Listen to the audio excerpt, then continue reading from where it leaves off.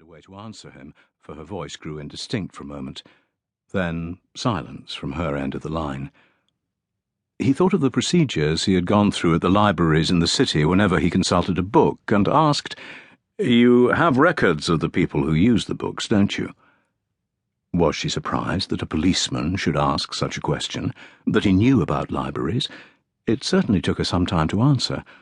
"Of course." Well, that put him in his place, didn't it? "We're checking on that." "Have you found who did it?"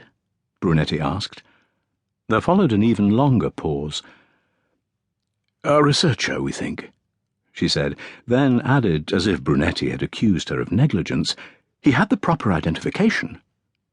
He heard the response of any bureaucrat beginning to formulate a defence at the first whisper of an accusation of negligence. "Dottoressa," Brunetti began, using what he hoped was his most persuasive and professional voice, "we'll need your help in identifying him. The sooner we find him, the less time he'll have to sell what he's taken." He saw no reason to spare her this reality. "But the books are destroyed," she said, sounding anguished, as at the death of a loved person. To a librarian, damage was as bad as theft, he imagined. Changing his voice to that of authority, he said, "I'll be there as soon as I can, Dottoressa. Please do not touch anything." Before she could protest, he added, "And I'd like to see the identification he gave you." When there was no response, he replaced the phone. Brunetti remembered that the library was on the Zattere, but the exact location eluded him now. He returned his attention to the guard and told him, "If anyone wants me, I've gone to the Biblioteca Merula. Call Vianello and tell him to go over with 2 men to take fingerprints."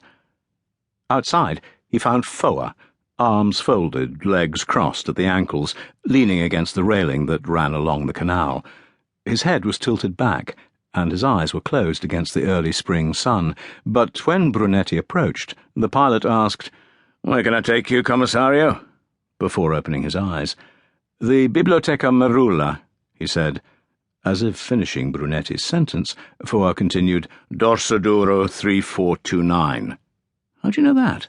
"My brother-in-law and his family live in the next building, so that has to be the address," the pilot answered. "I feared for a moment that the lieutenant had made some new rule that obliged you to learn all the addresses in the city by heart." "Anyone who's grown up on boats knows where everything in the city is, sir. Better than a GPS," Foa said, tapping his forehead with his finger. He pushed himself away from the railing and made towards the boat, but stopped mid-stride and turned to Brunetti. "You ever hear what became of them, sir?" "Of what?" a confused Brunetti asked. "The GPSs." "Which GPSs?" "The ones that were ordered for the boats," Foa answered. Brunetti stood still, waiting for the explanation. "I was talking to Martini a few days ago," Foa continued, naming the officer in charge of procurement, the man to consult to have a radio fixed or get a new flashlight. "He showed me the invoice and asked me if I knew whether they were any good or not, the model that had been ordered." "And did you?" Brunetti asked, wondering where this conversation had come from. "Oh, we all know about them, sir. They're crap. None of the taxi drivers wants them, and the only person I know who ever bought one for himself got so mad at it one day that he pulled it off the windscreen of his boat and tossed it over the side." Foa walked towards the boat, then stopped again and said, "That's what I told Martini."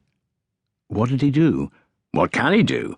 They're ordered by some central office in Rome, and someone there gets something for having ordered them, and someone else gets something for letting the order go through." He shrugged and stepped onto the boat. Brunetti followed him, puzzled that Foa had chosen to tell him this, for he must have known that there was nothing Brunetti could do either. That was how things worked. Foa switched on the motor and said, "Martini told me the invoice was for 12 of them." He stressed the amount.